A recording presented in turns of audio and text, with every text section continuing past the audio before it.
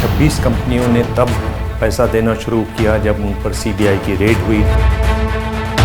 नागपुर के लिए, देश के लिए आपका घोषणा पत्र क्या है?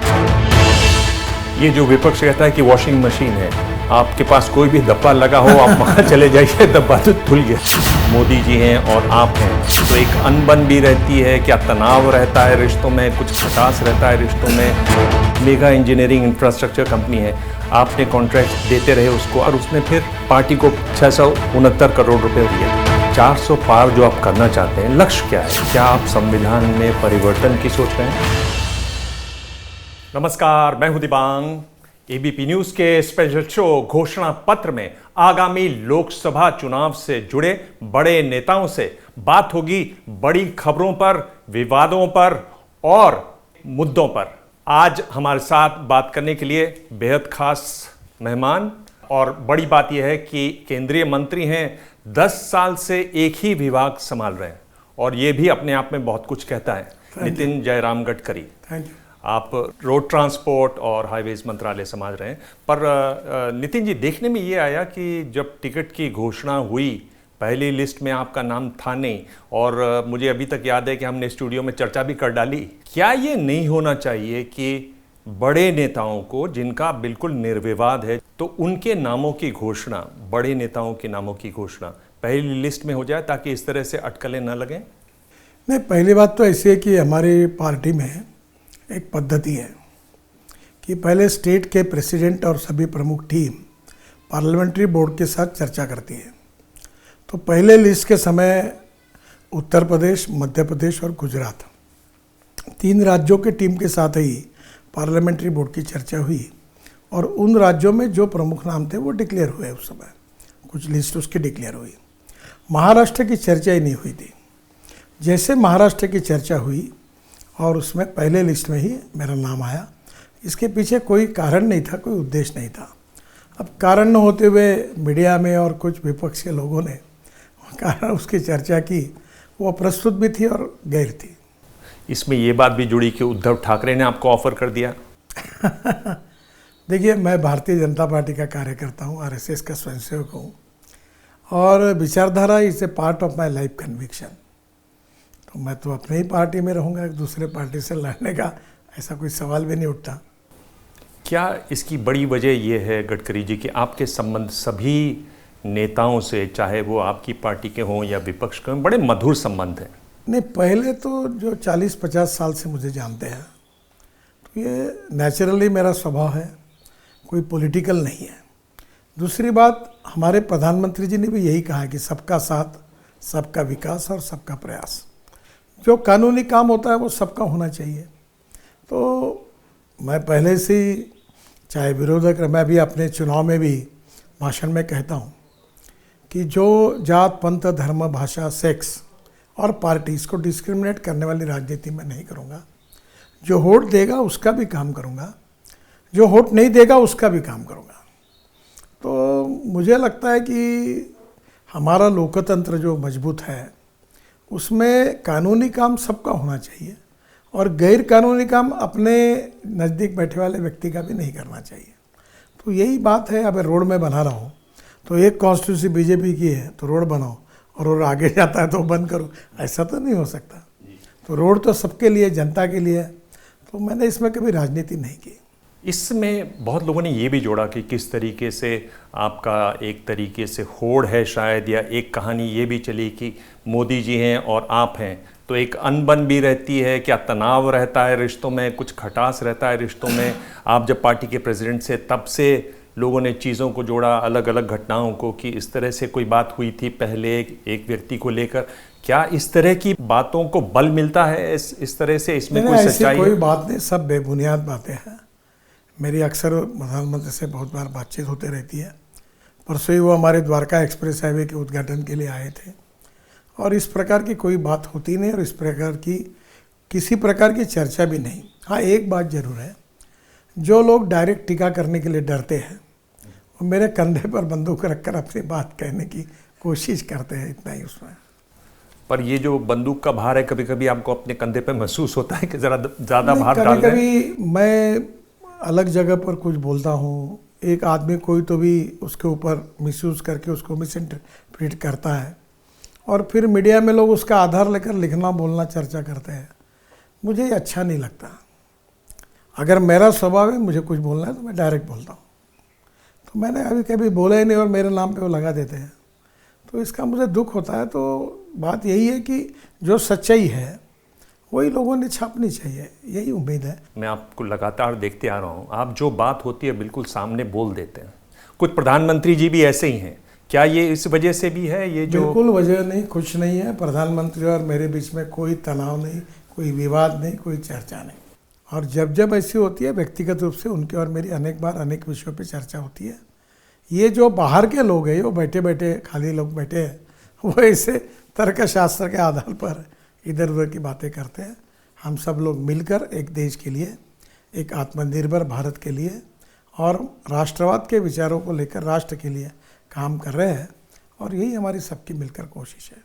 गडकरी जी, बहुत चर्चा है इलेक्टोरल बॉन्ड्स की और आपकी भी इसमें अपनी राय है, एकदम साफ राय है इस बारे में। देखिए, विवेकानंद जी ने भी कहा था कि no philosophy can be taught to empty stomach. जीवन में पैसा ये साधन है, साध्य नहीं हो सकता। और ये भी सच्चाई है कि कोई भी पॉलिटिकल पार्टी को कहीं ना कहीं पैसा लगता है। आप प्रोग्राम करोगे तो आपको स्पॉन्सर लगता है, नेचुरली उतना बड़ा खर्चा नहीं कर सकते। तो कहीं ना कोई सनदशीर कोई वे आउट निकालना चाहिए। इसी भाव में अरुण जी ने उस समय ये इलेक्टोरल बॉन्ड का इशू लाया था। इसके पीछे राजनीति में स्ट्रेट फॉरवर्ड ट्रांसपेरेंसी से ये पॉलिटिकल पार्टी को पैसा मिले, यही उद्देश्य था, वो अच्छा था। पर ये कहा जाता है कि एक तो ट्रांसपेरेंसी की बात है और लोकतंत्र में अगर लोकतंत्र को फ्री और फेयर होना है तो लेवल प्लेइंग फील्ड होना चाहिए। इसमें ऐसा है कि सरकार को जानकारियां होती रहीं कि किसने किसको कितना पैसा दिया और विपक्ष के पास वो जानकारी नहीं थी, तो लेवल प्लेइंग फील्ड नहीं था। ये लेवल प्ले नहीं होता। देखो, इसमें अगर जब नाउ आइडेंटिफिकेशन होता है तो उस व्यक्ति के प्रति उस पार्टी के मन में एक प्रकार से थोड़ा सी नाराज़गी तैयार हो जाती है। तो कोई देने वाला नहीं चाहता कि वो किसी का टारगेट बने, इसलिए डोनेशन ये गुप्त रहे, ये ताकि उसको इसमें प्रॉब्लम ना, ये भाव था। और मुझे एक बात बताइए कि आखिर जब एडवर्टाइजमेंट मिलती है तो जिसकी टीआरपी ज़्यादा होती है उसको ज़्यादा मिलती है, जिसकी कम होती है उसको कम मिलती है। तो सब चैनल को सेम एडवर्टाइजमेंट का रेट तो नहीं लग सकता। वैसे नेचुरल कोर्स में जो रूलिंग पार्टी होती है उसको कई लोग ज़्यादा मदद करते हैं। तो मुझे लगता है इन सब बातों में हमारा इरादा बहुत ईमानदारी से पाक था, साफ था, सच्चा था। पर यह है कि टीआरपी के बाद जब ऐड मिलते हैं वो तो दिखाई देते हैं किस कंपनी ने दिए। यहाँ शायद एक को दिखाई दे रहा था, मतलब कोई अगर जॉइंट सेक्रेटरी भी फ़ोन करे एसबीआई चेयरमैन को तो वो उनको मिल जाता, भाई इसने इस पैसे दिए, इस पार्टी को दिए। विपक्ष को ये जानकारी नहीं मिल रही थी, ये मानते हैं आप? जो बातों की चर्चा हो रही उसमें से बहुत सी बातों में हमने बहुत अच्छे इंटेंशन से ट्रांसपेरेंसी के साथ राजनीति में गुणात्मक सुधार और इस भाव से ये सब कुछ लाया था। अब मैटर सब जुडिस है। मुझे लगता है कि सुप्रीम कोर्ट जो भी फाइनल वर्डिक्ट देगा उसके आधार पर सभी पार्टियों से विचार विनिमय करके जो हमारा उद्दिष्ट है उसके साथ किसी की मतभिन्नता नहीं हो सकती, उसके आधार पर जो है वो आगे देखा जाएगा। पर इससे ज़्यादा कुछ कमेंट्स इसके ऊपर करना मुझे उचित नहीं लगता। पर गडकरी जी देखिए, ये कि 26 कंपनियों ने तब पैसा देना शुरू किया जब उन पर सीबीआई की रेड हुई, जैसे जैसे रेड बढ़ी वो दान बढ़ता चला गया। कहने की बातें होती है। मैं आपसे एक ही रिक्वेस्ट करूंगा कि ये सब बातें अभी सुप्रीम कोर्ट में चल रही है। अभी इस समय बात ऐसी होती है कि जब बातें कोर्ट में होती है तो ऐसी बातों पर ज़्यादा चर्चा करना अपेक्षित नहीं होता। जब कभी आप नेक्स्ट इंटरव्यू में आएंगे और सुप्रीम कोर्ट का निर्णय हो जाएगा तब करेंगे। पर मैं एक बात आपको साफ बताना चाहता हूँ, ये सब जो चर्चा है इसके विपरीत हमने जिस परिस्थिति में निर्णय लिया था, पार्टी ने स्वच्छ राजनीति हो, ट्रांसपेरेंसी आए, इस भाव से लिया था, वही हमारा सबका उद्देश्य था। आप इस पे बाद में जवाब देना चाहते हैं? आखिरी सवाल में इसमें ये पूछना चाहता हूँ, जैसे सीबीआई ने रेड की उससे पहले डीएलएफ ने किसी को पैसा नहीं दिया था। सीबीआई की रेड के बाद 172 करोड़ उन्होंने आपकी पार्टी को दिए, बीजेपी को दिए। मेगा इंजीनियरिंग इंफ्रास्ट्रक्चर कंपनी है, आपने कॉन्ट्रैक्ट्स देते रहे उसको, आपका तो खैर पूरा टेंडर होता होगा, बिडिंग होती होगी उसके हिसाब से, पर उसने फिर पार्टी को, फंड को पैसा दिया। 669 करोड़ रुपए उन्होंने दिए। कांग्रेस पार्टी को भी उन्होंने दिया, रिलेटिवली कम दिया, जैसा आप बता रहे हैं कि उनकी टीआरपी कम थी कांग्रेस की। क्या ये सब सवाल नहीं पैदा करती? देखिए, पहली बात तो डोनेशन का और किसी बात का कोई संबंध नहीं है। जैसे आपने मेरे को प्रश्न पूछा, मैंने पार्लियामेंट में वो जोजिला टनल की बात भी की थी। उसकी एस्टिमेटेड कॉस्ट 12,000 करोड़ थी। हमने उसमें 5वें बार टेंडर निकला और उसमें 5,000 करोड़ देश की जनता के बचाए, और कॉस्ट कम करके आज 70-75% काम पूरा भी हुआ। वहाँ -8 डिग्री टेम्परेचर था। और मैं अभी आज तक 10 साल में शिपिंग, पोर्ट्स, बाद में roadways, water resources, MSME, rural ministry, सब में मैं अभी तक 50 लाख करोड़ के काम दे चुका हूँ। और मैं अभिमान के साथ कह सकता हूँ कि एक भी कॉन्ट्रैक्टर ऐसा नहीं होगा जो आपको नहीं मिलेगा कि कभी किसी को मेरे पास आना पड़ा। हम ट्रांसपेरेंट है, टाइम बाउंड है, रिजल्ट ओरिएंटेड और करप्शन फ्री है। अब योगायोग से कोई ना कोई किसी के ऊपर कार्रवाई होगी, इनकम टैक्स की, किसी को कोई और कोई प्रॉब्लम आएगा, उसको इसके साथ जोड़कर कहना मुझे लगता है उचित नहीं होगा। जी, आपने जो काम किया उसके बारे में तो मैं आगे बात ज़रूर करूंगा, और उसमें तो कोई सवाल ही नहीं है। जिस तरह का बेहतरीन काम आपने किया, यहाँ भी मैं जिस रास्ते से आया हूँ उस पर तो हवाई जहाज़ भी उतर सकते हैं।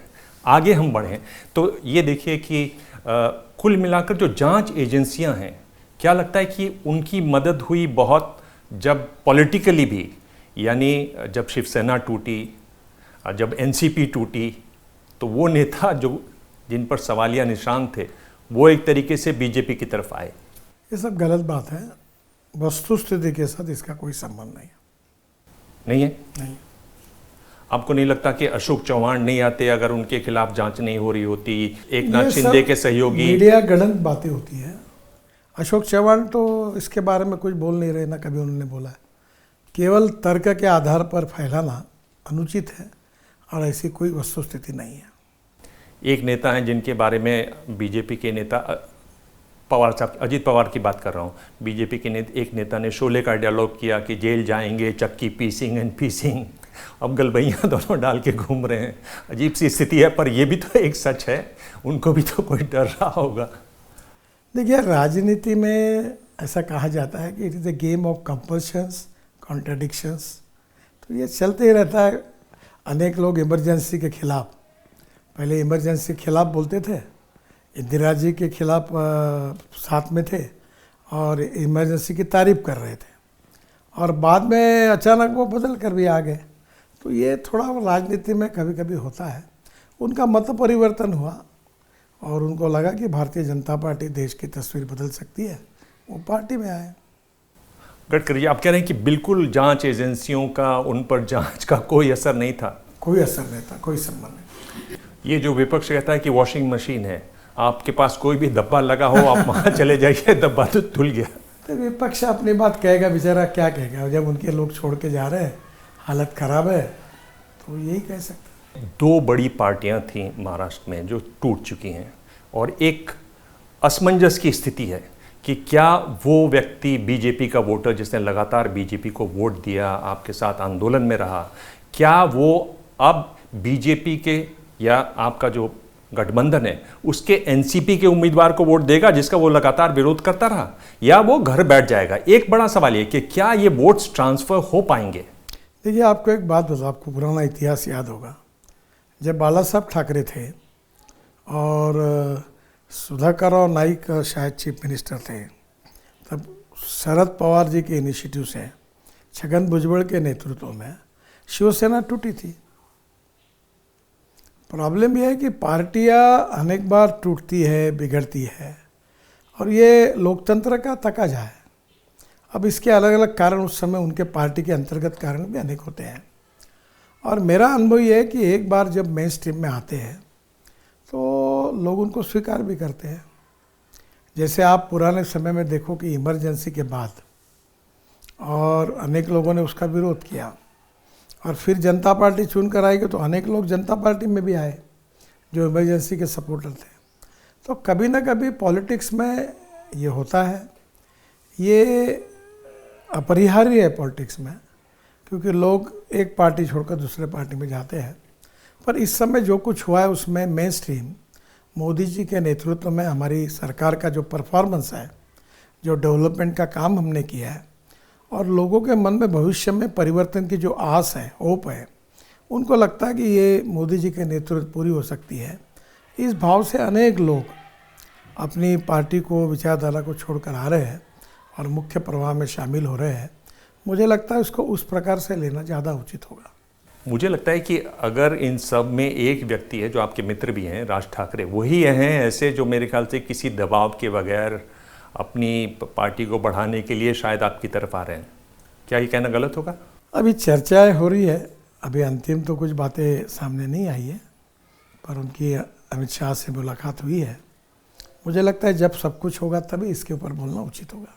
आप चाहेंगे कि वो आएँ बीजेपी के गठबंधन में? देखो, वो मेरे व्यक्तिगत मित्र है, जब विरोध में थे तब भी थे, आज भी है, और कल आए या नहीं आए तो भी रहेंगे। राजनीति अलग है, दोस्ती अलग है। मैंने मेरे 50 साल के राजनीति में जिसका हाथ पकड़ा उसका दोस्ती रही। मैं परिस्थिति के अनुसार और राजनीति के अनुसार मैंने दोस्त अपने बदले नहीं है। उनकी राजनीति का निर्णय वो और अमित शाह जी के बीच में जो बातचीत हुई, दोनों पार्टी के बीच में उचित समय वो उचित निर्णय जाहिर करेंगे। मेरी राजनीतिक मर्यादा में रहकर मैं काम करता हूँ, उनके राजनीतिक मर्यादा में रहकर वो काम करते हैं, और ये महाराष्ट्र की बहुत अच्छी राजनीतिक परंपरा है।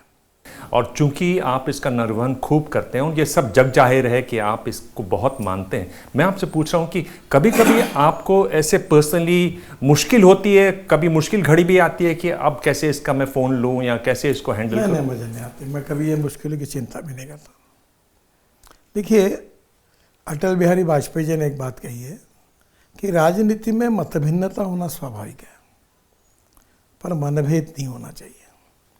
विचार भिन्नता लोकतंत्र में कोई प्रॉब्लम नहीं है, पर विचार शून्यता नहीं होनी चाहिए। और इसलिए विचारधारा में जब मतभिन्नता है तो वहाँ हम एक दूसरे पर विचारों के आधार पर विवाद करेंगे, पर इसको छोड़कर बाकी व्यक्तिगत जीवन में एक दूसरे के दुश्मन जैसे नहीं रहेंगे। तो ये तो लोकतंत्र का आज तक का विरासत रही है, और पार्लियामेंट में भी आपने देखा है। तो मुझे लगता है इसी विरासत के हम छोटे से कार्यकर्ता है, उसी को लेकर आगे जाना चाहिए, और लोकतंत्र में गुणात्मक परिवर्तन करने के लिए अपने हिसाब से, अपनी ताकत से जितना होगा उतनी कोशिश करनी चाहिए, और कोशिश करते रहना चाहिए, ऐसा मुझे लगता है। दिल्ली चलें अगर गडकरी जी, तो वहाँ बड़ी गर्मी है केजरीवाल की गिरफ्तारी को लेकर, और आम आदमी पार्टी है, उसका कहना है कि एक अधिकारी हैं अरबिंदो फार्मा के, शरद चंद्र रेड्डी, उनकी गिरफ्तारी हुई नवंबर 2022 में।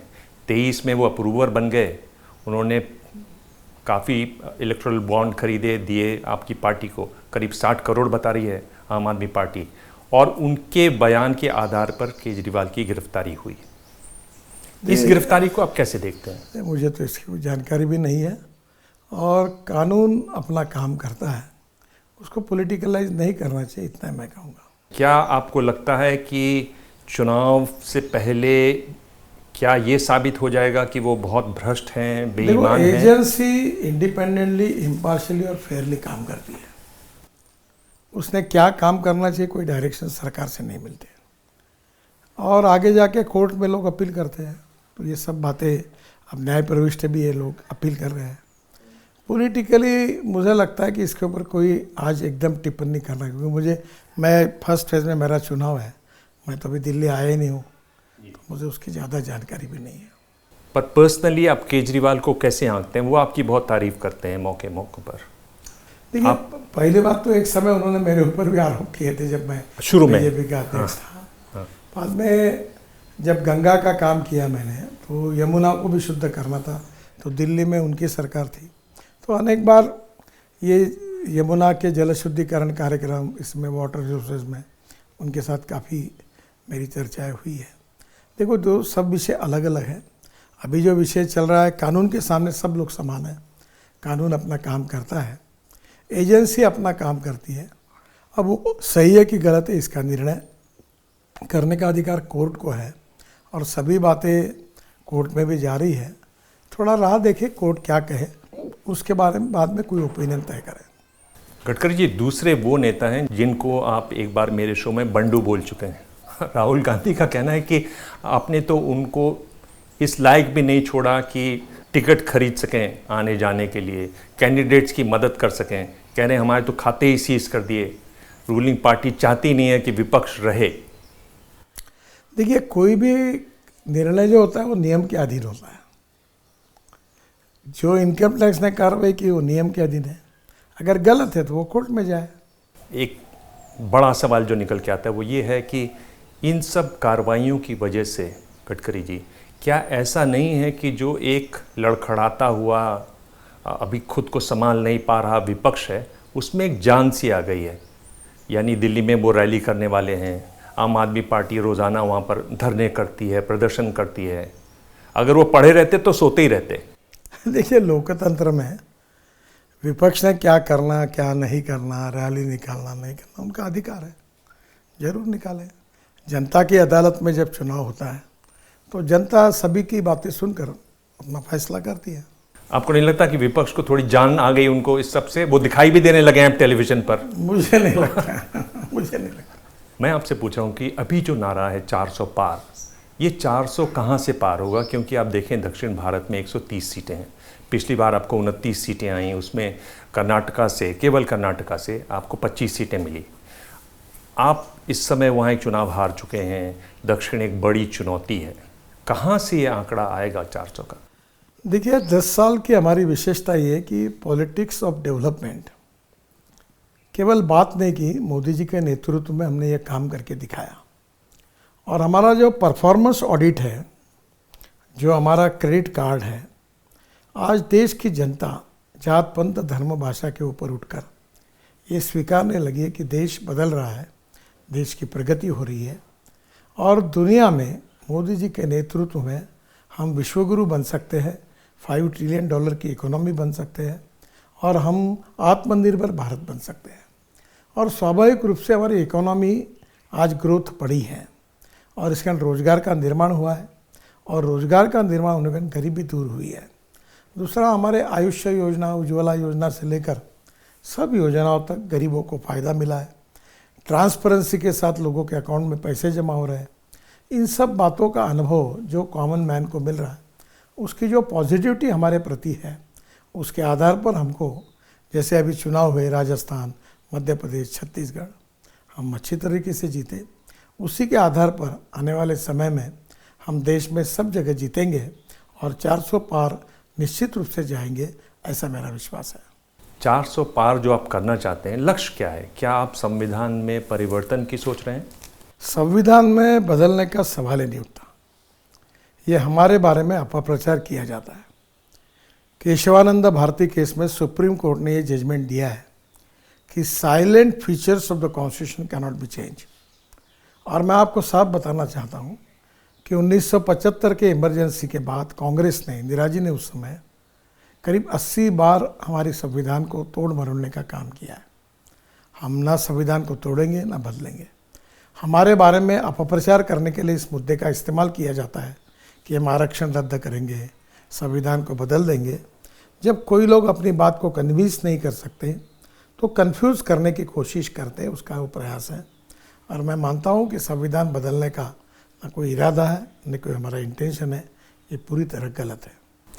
पर ऐसा नहीं है कि कोशिश नहीं हुई। यानी अगर आप देखें, सरसंघचालक रहे के सुदर्शन, उन्होंने तो कहा 2000 में कि हमारा जो संविधान है वो वेस्टर्न वैल्यूज़ पर आधारित है। उन्होंने ये भी कहा कि फ्रांस में 5 बार हो चुका है ये। वाजपेयी जी आए, उन्होंने रिव्यू के लिए 98 में वेंकटचलैया कमीशन भी बनाया।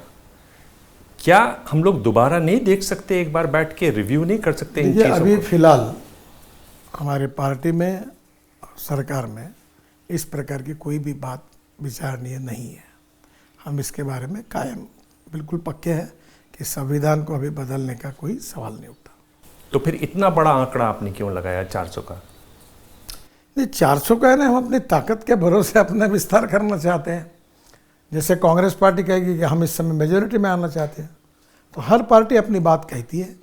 हमने जो कुछ 10 साल में काम किया, लोगों का समर्थन मिला है, उसके आधार पर मोदी जी के नेतृत्व में हम 400 पार जाएंगे, ये बात हमने कही है, ये हमारा उद्दिष्ट है और इसके लिए हम काम कर रहे हैं।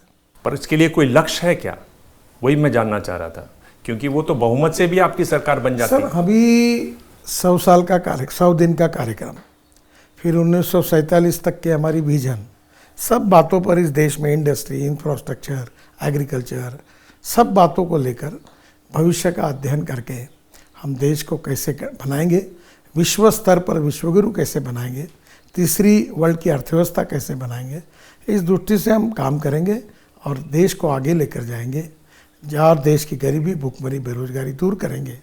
और अभी हमने करीब 22% से ज़्यादा लोगों को, जो नीति आयोग के रिपोर्ट से आया कि गरीबी रेखा से ऊपर लेकर गए हैं। गडकरी जी, बीजेपी जब बात करती है विकास की तो उसमें एक ही बात होती है आम लोगों के लिए कि हाँ जी विकास बहुत किया है। फिर अगला सवाल पूछिए क्या किया है, बोले इतनी सड़कें बनी हैं। आप कॉन्स्टिट्यूंसी दर कॉन्स्टिट्यूंसी, स्टेट दर स्टेट, यही बात होती है हर जगह। क्या इससे आपकी पार्टी में कुछ लोगों के पेट में दर्द भी होता होगा कि इन्हीं की बात होती रहती है, सड़कों की बात होती है? देखिए सड़कें नहीं, एयरपोर्ट दुगने हो गया। आज मुझे बताइए सोलर पावर में कितनी बड़ी पावर जनरेट होने लगी, विशेष रूप से सिंचाई योजना में कितने इरिगेशन के नए प्रोजेक्ट तैयार हुए, आज पीने का पानी लोगों तक पहुंच रहा है। मुझे लगता है कि अनेक क्षेत्रों में मोदी जी के नेतृत्व में हमारी सरकार ने काम किया है। हाँ, रोड लोगों को दिखते हैं एकदम, क्योंकि रोज़ लोग जाते हैं रोड पर, तो केवल मैंने काम किया ऐसा नहीं, अनेक मंत्रियों ने काम किया है, सरकार ने काम किया है। और ओवरऑल मंत्री का व्यक्तिगत काम में जो होता है वो सरकार का होता है, प्रधानमंत्री के नेतृत्व में वही काम हम सब लोगों ने मिलकर किया है। ओवरऑल लोगों में फीलिंग है कि देश बदल रहा है, देश का विकास हो रहा है, और यही हमारा सबसे बड़ा कैपिटल है। आपने जो मंत्रालय में काम किया, सबसे ज़्यादा फोकस आपने किस बात पर रखा? इसी पर रखा, सड़कों पर? देखिए मैंने बहुत टनल बनाई, रोड बनाई, बहुत कुछ काम किया, पर मेरे जीवन का सबसे बड़ा और अच्छा काम कोई होगा तो 2014 में जब मैं मंत्री बना तो हमारे देश में 1 करोड़ लोग आदमी आदमी को ढोने का काम करते थे, साइकिल रिक्शा चलाते थे या आदमी कंधे पे रख के लोगों को धो रहे थे।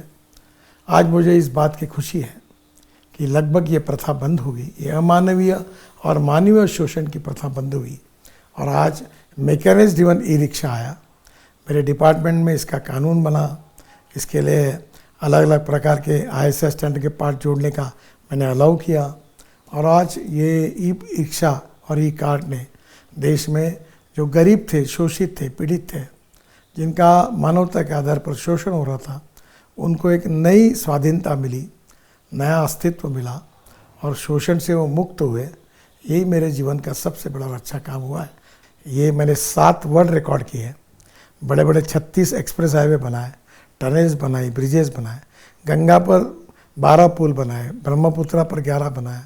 पर सबसे बड़ा काम अगर कोई है तो मुझे लगता है यही है, जो मानवीय शोषण से इन असहाय गरीबों को मुक्ति मिली, यही मेरे जीवन का अच्छा काम है। बहुत बड़ी बात है ये अपने आप में। एक सवाल जो मैं आपसे हमेशा पूछता हूँ, आपसे हर इंटरव्यू में पूछता हूँ, वो ये है कि देखिए करीब 1,68,491 लोगों की मौत होती है सड़क दुर्घटनाओं में और उसमें 10 में से 7 व्यक्ति ओवर स्पीडिंग में मारे जाते हैं, 50,000 लोग 2 व्हीलर वाले मारे जाते हैं। आप बहुत कोशिश भी कर रहे हैं पर ये हो क्यों नहीं पाता? लोगों को बात समझ में क्यों नहीं आती? गाड़ी चलाते हैं तो ऐसा क्यों हो जाते हैं जैसे गाड़ी उनकी हो पर ज़िंदगी पड़ोसी की हो? बड़ा नम्रतापूर्वक, पर मुझे दुख है इस बात का कि मैं 10 साल में ये संख्या कम नहीं कर पाया, उल्टी बढ़ी है। इसके रोड इंजीनियरिंग, ऑटोमोबाइल इंजीनियरिंग दोनों में हमने काफ़ी सुधार किया, ब्लैक स्पॉट भी निकाले, वो भी हमने सुधार रहे बड़े पैमाने पर, और स्टार रेटिंग लाया, गाड़ी की क्वालिटी में भी सुधार हुआ है। पर ह्यूमन बिहेवियर को हम नहीं बदल पा रहे।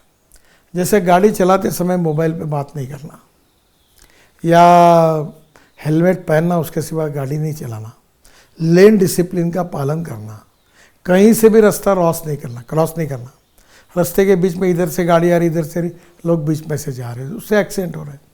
तो कहीं ना कहीं लोगों के बिहेवियर में बदल करने की हम बहुत कोशिश कर रहे हैं, ये सबसे बड़ा इसका कारण है। पर मैं ट्रांसपोर्ट मंत्री करके इसके कारण ये जिम्मेदारी उनके ऊपर नहीं डालता हूँ।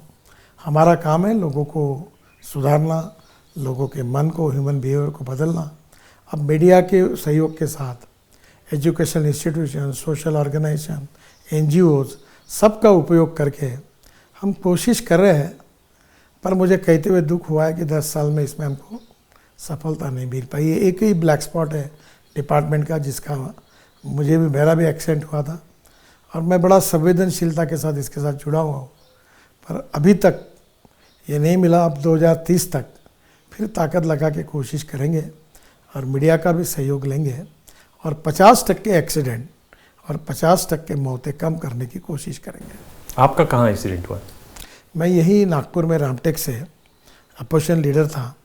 तब मैं रेड लाइट कार में बैठा था, 8-10 गाड़ी आती, कैनवा था और मैं ट्रक के ऊपर जाके पूरी तरह मंसर के पास मेरा पैर 4 जगह टूट गया। मेरा बेटा था, पत्नी थी, बेटी थी, हम सब बच गए। और लोग बोलते कि गाड़ी पूरी चिपक गई, कोई बच ही नहीं सकता। तो लोग मुझे बोलते चमत्कार हो, आप बचे कैसे? तो मैं जब से राजनीति में आया हूँ तब से अभी तक मैंने 45-50 हज़ार लोगों के हार्ट के ऑपरेशन मुफ्त करके दिए। कैंसर के लिए मदद करता हूँ। दिव्यांगों को 1 लाख लोगों को अलग अलग प्रकार के मैं उनको इक्विपमेंट देता हूँ। ये मेरा एक परमानेंट काम चुनाव से रिलेटेड है, मैं करते रहता हूँ। उनकी दुआएं और उनका आशीर्वाद जो मुझे मिला है उसके कारण मैं जिंदा रहा, ऐसा मैं लोगों को बताता हूँ और मैं वो सेवा करते रहता हूँ। पर ये एक्सीडेंट किसी के ऊपर ना आए और मेरा आपके मार्फत लोगों से अनुरोध है कि नियमों का पालन करो। गडकरी जी, ये बात आपको एक तरीके से खास बनाती है कि आपके सामाजिक सरोकार बहुत हैं, संवेदनशील बहुत हैं। जहाँ फिट नहीं बैठते हैं वो है पॉलिटिक्स। पॉलिटिशियन को ऐसा नहीं होना चाहिए। देखो भाई, मैं जैसा हूँ वैसा हूँ और वैसे ही रहकर यहाँ तक आया हूँ। आपको ताज्जुब हो, मैंने मेरा बायोडाटा कभी छापा नहीं है। अच्छा। हाँ, मेरे पर 45 साल से मैं जॉर्ज फर्नांडिस साहब को अपना आइकॉन मानता हूँ। मेरे एयरपोर्ट पर मुझे स्वागत के लिए कोई नहीं आता, छोड़ने के लिए कोई नहीं आता। मैं कोई अपने कटआउट नहीं लगाता। लोगों का प्रेम मुझे मिला, मैंने लोगों पर प्रेम किया। मैं भी मेरे क्षेत्र में कहता हूँ कि ये लोकसभा क्षेत्र की जनता मेरा परिवार है। मेरा उनके ऊपर परिवार जैसा प्रेम है और लोगों का मेरे ऊपर अपने घर का आदमी है ऐसा प्रेम है और यही मेरी पूंजी है। एक मैं आपसे पर्सनल सवाल पूछता हूँ। आपने राजनीति ज्वाइन की है ख़ास उम्र में। अगर आप आज 19 या 20 साल के होते, जिस तरह से राजनीति है, जिस तरह से राजनीतिक मान्यताएं हैं आज, अगर आप युवा होते तो क्या फिर राजनीति ज्वाइन करते? देखिए, मैं 75 में इमरजेंसी लग गई तब मैं 11th में था और JP के आंदोलन पर मैं उस समय इमरजेंसी के खिलाफ काम करना मैंने शुरू किया। फिर 77 का चुनाव आया जनता पार्टी का, उसमें मैंने काम किया और 1980 में फिर मैं भारतीय जनता पार्टी में आया। तो देखिए, राजनीति का प्रतिबिंब, इसका संबंध समाज के साथ होता है। समाज का स्तर जितना सुधरता है उतना राजनीति में गुणात्मक परिवर्तन होता है। लोकतंत्र जो होता है वो आखिर व्यक्तियों का समूह बनकर जो समाज बनता है उसी से पार्टियां बनती है। हम सब लोग मिलकर वर्ल्ड की सबसे बड़ी डेमोक्रेसी है और हमारा चुनाव ने एक लोकतंत्र का बड़ा उत्सव है। हम उसमें भाग भी लें, मत भी दें और लोकतंत्र में गुणात्मक परिवर्तन करने के लिए हम दुनिया में सब देशों के आगे हमारा सबसे बड़ा लोकतंत्र वर्ल्ड का है एक आदर्श प्रस्तावित करें। यही प्रयास हम सब लोगों ने मिलकर करना चाहिए। अपने व्यक्तिगत जीवन में मैं इस बातों का आचरण करके कार्य करने की कोशिश करता हूँ। तो आप ज्वाइन करते अगर आप युवा होते? क्योंकि इमरजेंसी में तो चीज़ ही और थी, उस समय लहर ही दूसरी थी, करंट ही दूसरा था पूरा। आपका सवाल बहुत योग्य है, पर इस समय के युवाओं को पूछना चाहिए।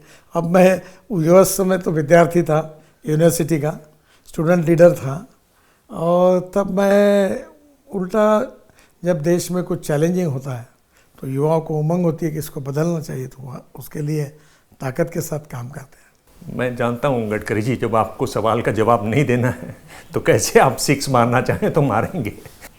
जॉर्ज फर्नांडिस साहब का मैंने इंटरव्यू किया और जब मैं इंटरव्यू करने गया, बहुत बड़ा बंगला और उन्होंने गेट हटवा दिया था, उसका उतार के रखवा दिया था बगल में। कहा कि इस बंगले में गेट नहीं होगा, कोई भी आ जा सकता है।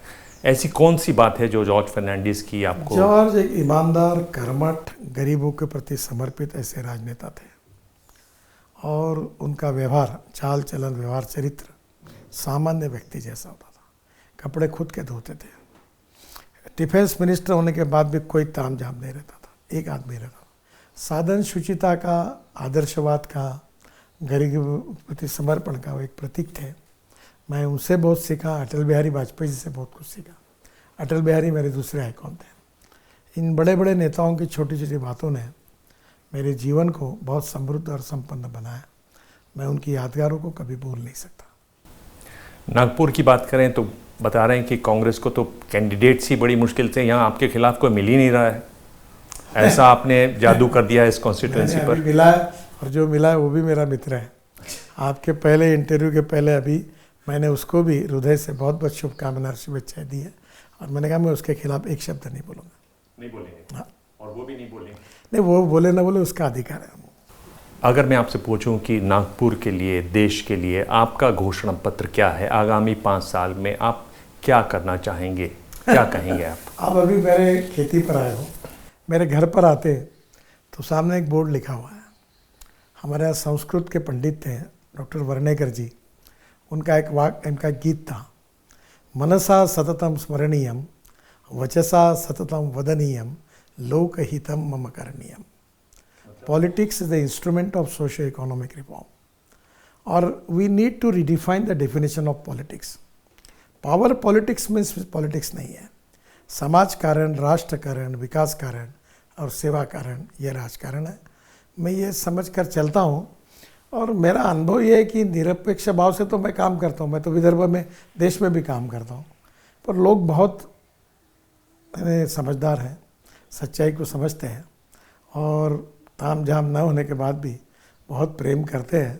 यही मेरे जीवन की पूंजी है, यही मेरी सबसे बड़ी विरासत मानता हूँ और इसको मैं कभी गंवाना नहीं चाहता हूँ, इसको बढ़ाना चाहता हूँ। क्या आप चाहेंगे कि अगली बार भी आपको यही मंत्रालय मिले जो आप 10 साल से संभाल रहे हैं?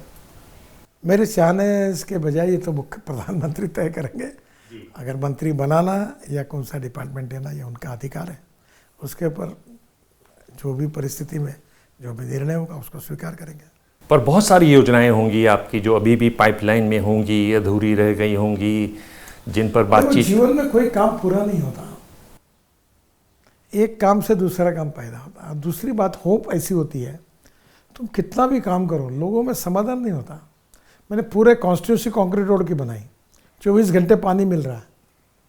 अब लोग बोलते खेलने के मैदान बनाओ, खेलने के मैदान बनोगे तो गार्डन बनाओ, गार्डन में तो इंटरनेशनल एयरपोर्ट बनाओ, एयरपोर्ट बनाओ, अभी दोनों स्टेशन अच्छे हो रहे हैं तो लोग बोलते रोप वे, केबल कार, फेनिकुलर रेलवे लगाओ, अभी मेट्रो आ गई।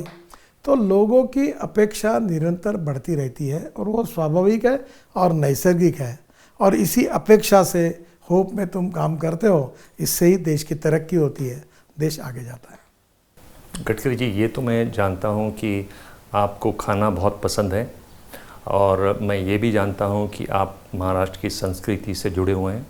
आपने इतना समय दिया। मैं एक और बात आपको बताना चाहता हूँ आखिर में, पता नहीं आपको याद है कि नहीं, कि 2009 की बात है, मेरा एक शो था मुंबई में और शो के लिए उस समय के मुख्यमंत्री अशोक चौहान थे, संजय राउत थे, आप प्रदेश अध्यक्ष थे और आप लातूर में थे।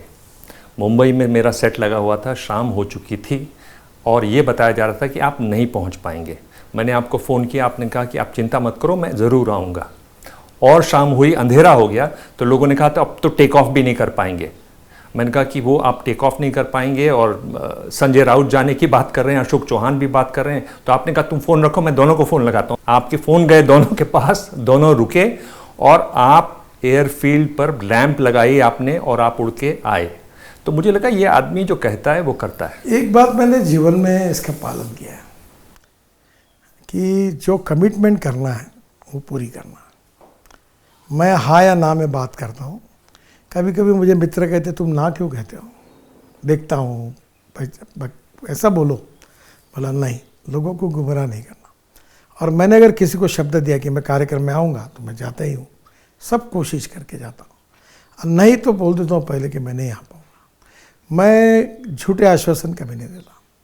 कोई मुझे बोलता है, हर आदमी की बात सुनता हूँ। हो सकता है तो बोलता हूँ मैं ज़रूर आपका काम करूँगा, नहीं हो सकता तो बोलता हूँ ये बहुत कठिन है, नहीं हो पाएगा।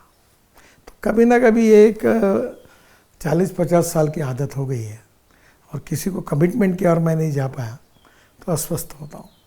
चाहे राजनीति हो, चाहे व्यक्तिगत जीवन हो, चाहे सामाजिक जीवन हो, राजनीतिक जीवन हो, कमिटमेंट की कि वो पूरी करनी चाहिए।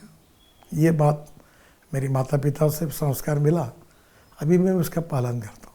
उसकी कभी कभी कीमत भी चुकानी पड़ती है, मैं चिंता नहीं करता। ये तो सलमान खान की फिल्म का डायलॉग है, एक बार मैं कमिटमेंट कर देता हूँ तो अपनी भी नहीं सुनता हूँ। अच्छा डायलॉग है। सलमान खान मेरे बहुत अच्छे मित्र हैं, उनके पिताजी से भी मेरे बड़े अच्छे जी। बहुत बहुत धन्यवाद गडकरी जी, चुनाव के बीच में आपने हमें इतना समय दिया। Thank you very much. Thank you. It's a pleasure for me.